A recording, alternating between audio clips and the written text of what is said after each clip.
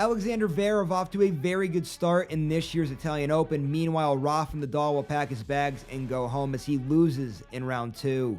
What's up, everybody? It's John Eric Poli here to do a recap of the first 2 rounds of this year's Italian Open. In today's video, we'll be looking at the good, the bad, and the ugly from the men's side of things. As always, we get started with the good, and I'm going with Alexander Zverev. As you guys heard there in the intro, he's off to a good start. He wins his round 2 matchup in straight sets, and he looked very good doing so.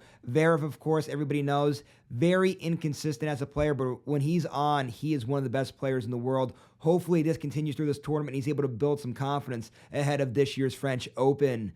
Also, guys, quick honorable mention for the good category. Want to give a shout out to Taylor Fritz. Fritz had a very good showing in Madrid that I don't think a lot of people are talking about, and he now follows it up with a good start to this year's Italian Open. Maybe something's brewing here for Taylor Fritz. We'll see. There's a lot of tennis left to be played in this year's tournament.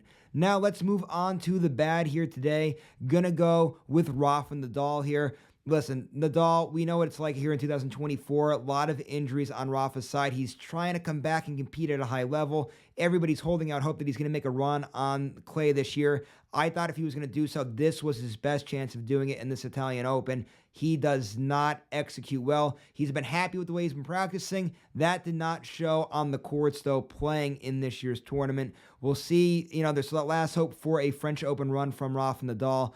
But as of right now, not looking good for Rafa. And now finally today, we end with the ugly, and I'm going with Casper Ruud here today.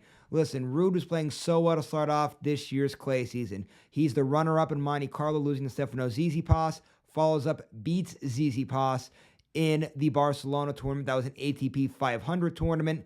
Then all of a sudden, back-to-back bad showings. He loses early in Madrid, now loses here in the Italian Open. Now, Ruud's a guy that a lot of people have high hopes for in this year's French Open. He's going to have to play a lot better than what he's played in the last 2 tournaments.